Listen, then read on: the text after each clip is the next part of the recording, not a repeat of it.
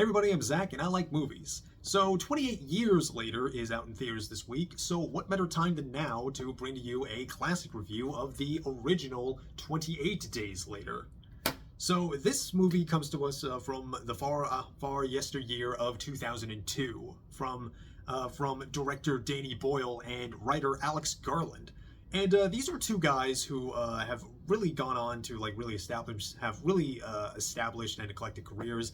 Danny Boyle has done a ton of directing, from say 127 Hours and Slumdog Millionaire.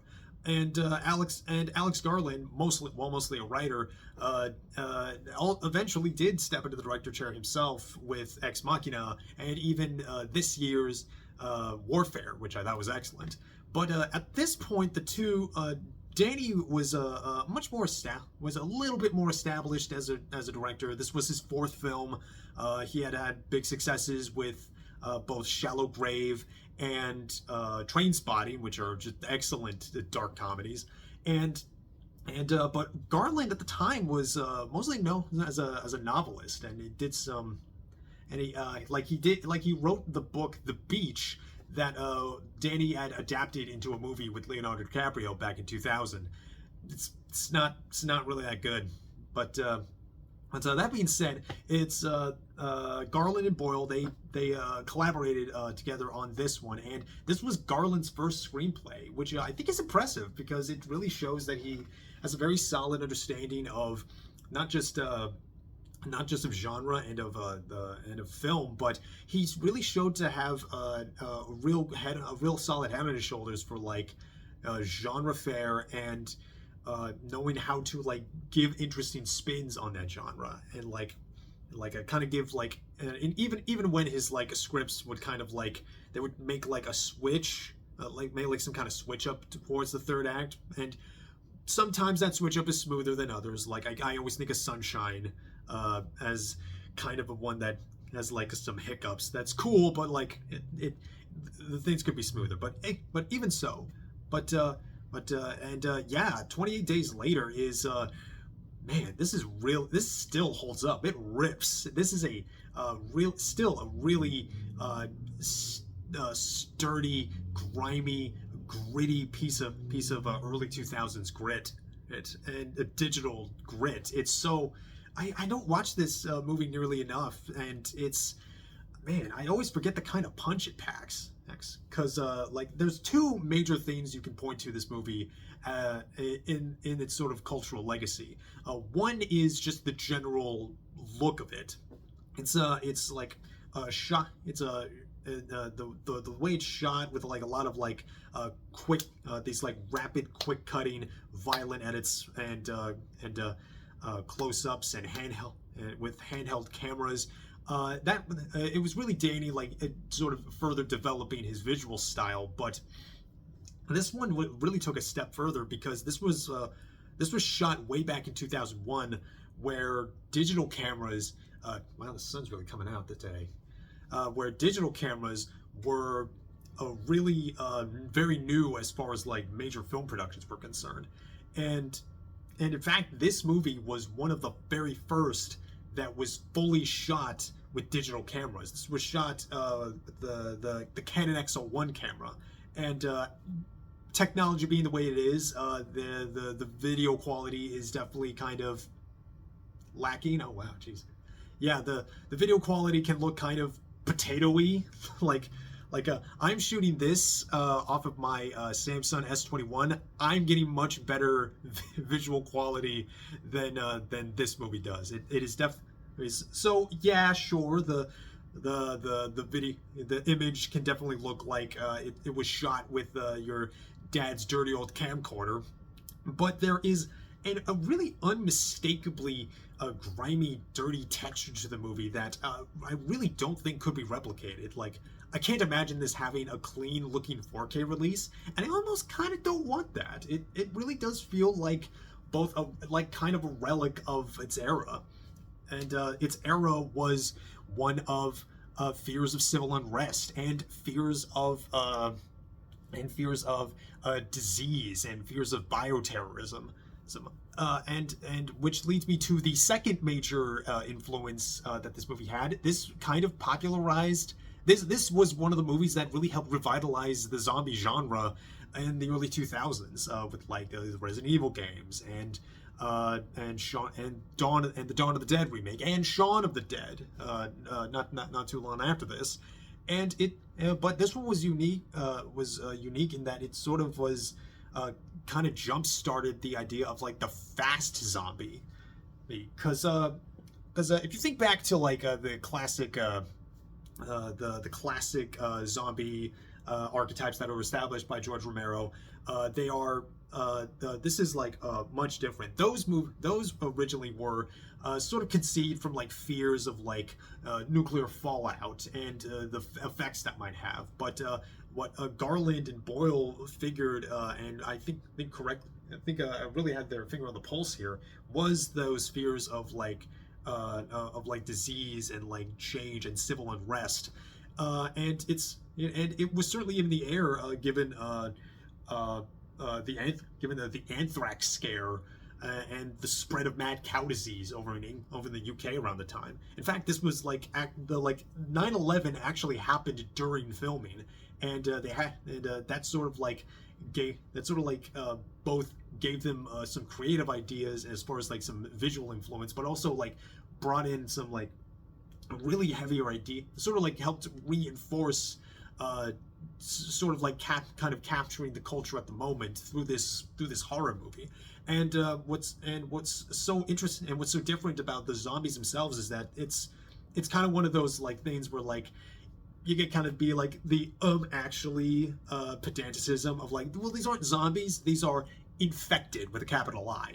These are but like these are like they're a far cry from like these the classic shambling zombies. These are like the infected here are violent, snarling, gnashing, bleeding creatures. They're human in shape, but they act more like rabid animals, basically. Just like violently vomiting blood. There's this sick, raspy breathing, just flailing the body out of control. Then like having blood red eyes, and it all gets started really early on in this prologue scene where you have a group of animal rights activists who try to like free a bunch of monkeys in a test lab, but the lab technicians like the chimps are infected. They're infected with rage, and then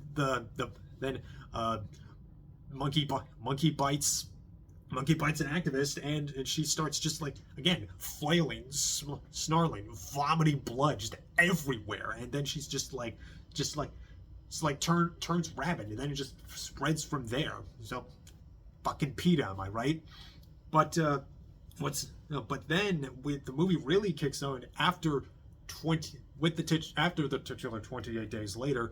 We meet our protagonist Jim. He wakes up in a hospital after he got hit by a car and like kind of went into a coma for a while, and he wakes up in a hospital and no one's there.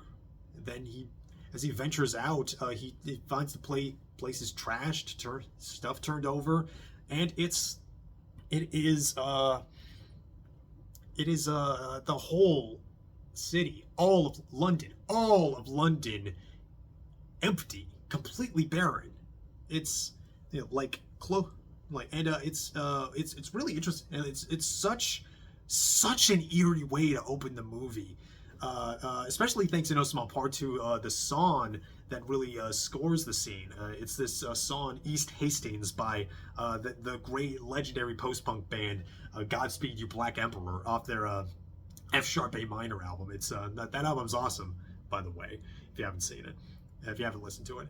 And it's even interesting how like Danny always gets questions about like, okay, how did you shoot the London scenes in this movie? And well, they were able to like sort of shut off traffic for like a couple of minutes, and they had like multiple camera setups where they had like 10 to a dozen cameras run at the same time, so they were able to get like these shots where like the streets are just completely emptied out for like 90 seconds to 2 minutes at a time.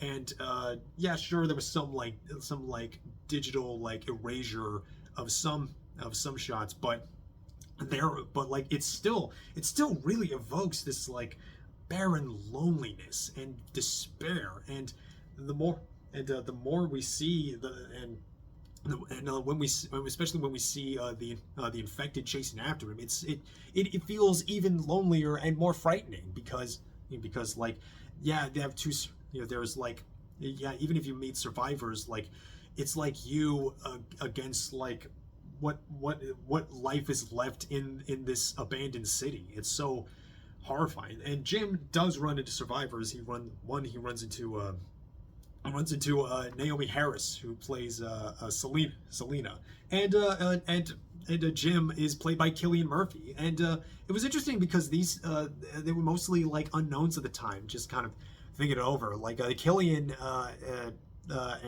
and Naomi, they mostly were known on like having bit parts and on British television. But now, Naomi Harris, she was in a few Bond movies, and Cillian Murphy is won an Oscar for Oppenheimer. It's crazy to see some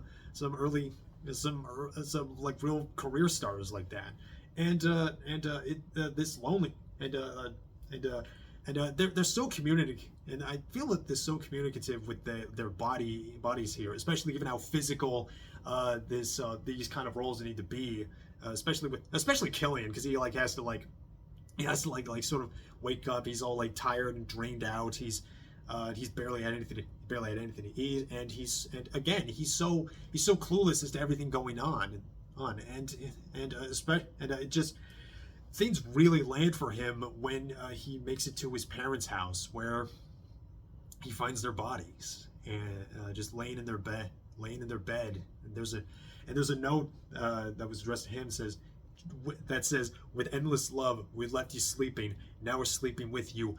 Don't wake up." Which, oh man, that hit me. That packed a wallop. Well, just. It's hopeless, and it's a really hopeless movie. That it feels really just it really does feel just completely hopeless. And even when we as the story goes on and we meet he meets up with other survivors. He meets up with his father and daughter. The father, Frank, played by Brendan Gleeson, and his young daughter, I think she's like maybe 12 or 13, Hannah, played by young Megan Burns. And the four sort of pair up. They pack up a taxi, and they just head off to follow a radio call for a military port out of Manchester. And and there it's kind of turns into a sort of calm road movie for a while, but even in this the calm, where they're taking moments of pleasure in like sort of raiding an emptied out grocery store, and just like taking everything they can, and even having just some gentle moments, like when they they sort of park in a field, and just having the first pleasant meal that they've really had in a month. And it's also but like even thinking about that, like it took so little time for things to fall apart. Like 28 days. It even hits like even different now that we're in post COVID. Having gone through that, and like really, and even seeing how like, it wasn't a total system collapse, but like people still lost their goddamn minds. And but like here, but like it's especially troubling here, given how the infection works. Like it's in the blood. It's just a drop of blood in you, on you. It's so quick. When eventually they make it to this military settlement, like Frank, he has a drop of infected blood, like gets in his eye, and it's like 20 seconds, maybe 20 seconds at the longest that he turns. So he's like, Hannah, stay away I love you very much, stay away from me. And just almost in no time at all, he's just rabid. It's so quick. It's so, and again, it's so sad, and it feels so hopeless. But what also feels what even more despairing is some of the humans that are left. So they're brought in by this military platoon that's led by Christopher Eccleston, and one of the doctors, and these guys, they're prepared. They're prepared. They're armed. They have a set up in this nice mansion with barbed wire and stuff. They have landmines in their big yard. But these guys, they've all kind of lost hope for a future. But now that they met more people, there's hope for them. But right now, there is hope in the sense that like they will be sort of powerful. There will be, they're really like embracing their more their depravity. Like Eccleston tells Jim, I promise them when I sent out that call, I promised them women. Women mean a future, and just immediately tries to just get them out, but even the one, there's like one soldier in the platoon that like tries to stand up for them, just not like, no, this is sick, this is disgusting, you're human, we're human beings, not animals, kind of stuff. But then it like, this is sort of where the movie sort of takes a bit of a shaky end, where it gives one thing is that one thing that it does have is it sort of makes this change where Jim now is he has to sort of embrace acting like sort of like has to act like a hunter now, where it feels where like he's like sort of like stealthily one by one taking out like these like the soldiers one by one, sort of setting them up, and then like other infected come in and like sort of gimp their numbers even more. But it's a little weird, because it feels like I don't know. It feels like I guess because since there's like a non-zero amount of Resident Evil influence in this, it feels kind of video gamey, and it's like, I don't know if he had that kind of skill set. If like Jim had that kind of skill set, but like, hey, but like sometimes survivors like really find themselves in their desperate hour, and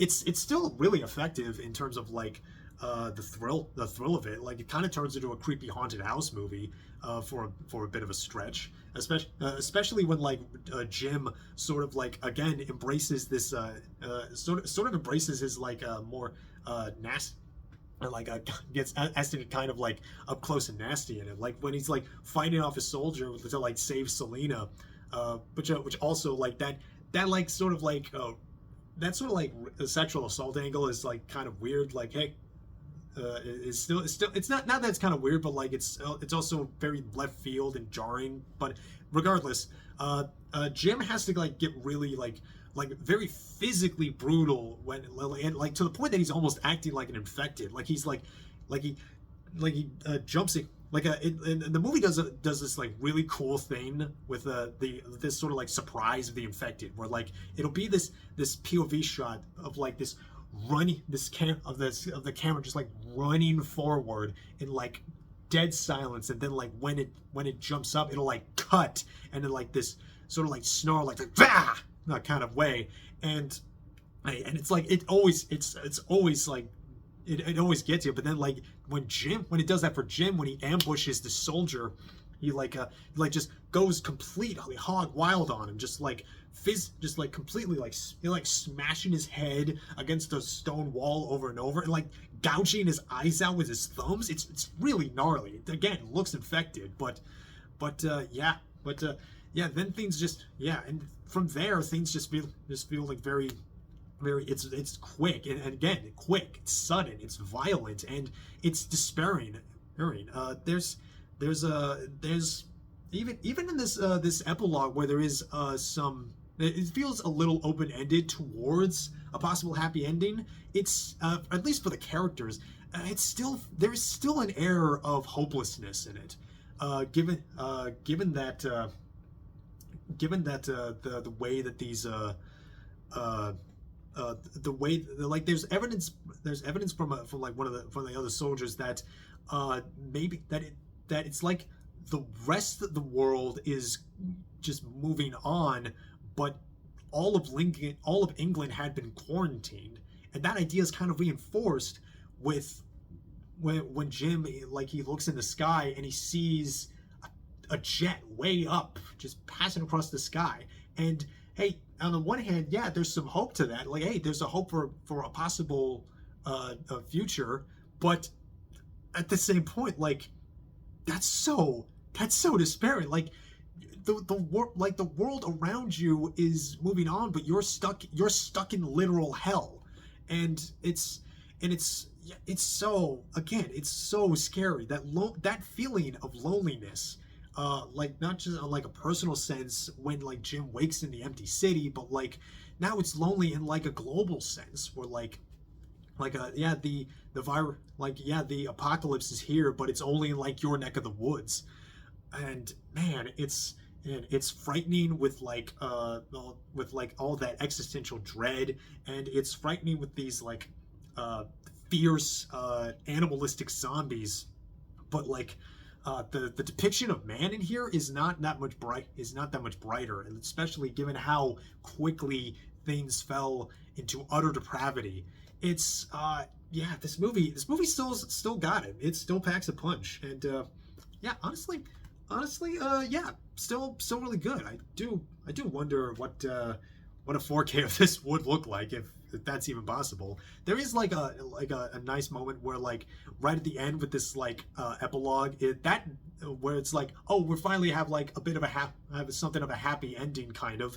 And this was shot in like a 35 millimeter, but mostly because like the original production, they ran out of money and like kind of couldn't decide on an ending. Like, hey, should Jim die in a hospital, or should they, like, I don't know, or should he, like, I don't know, sacrifice himself to like fight infected or some shit? I don't know, but yeah, it's still good. This is still a really strong, really inventive, and still really really influential zombie movie. It's good stuff, and yeah, probably ranks high on my favorite Danny Boyle movies, and yeah, real good. Yeah, this is good. Can't check it out if you haven't seen it, and yeah, really excited to see what 28 years later will look like, and definitely think it'll have well, based on the trailer alone, it'll definitely have like some nice, cleaner looking video quality. But yeah, just really love this sort of relic of digital filmmaking, and I think it's interesting that Danny Boyle still hasn't really gotten his flowers on as being kind of a maverick of digital cinema, between with, like, you know, George Lucas or Michael Mann. But yeah, still got it. This movie's good, and I think I've rambled on enough. I'm Zach. I like movies. I got a bunch more movies to watch, including movies coming out in theaters, and I hope you watch movies too. What do you think of 28 Days Later? Do you think it's any good, or does the potato quality of the image kind of turn you off? But however you feel, I will see you all next time, and you all take care of yourselves.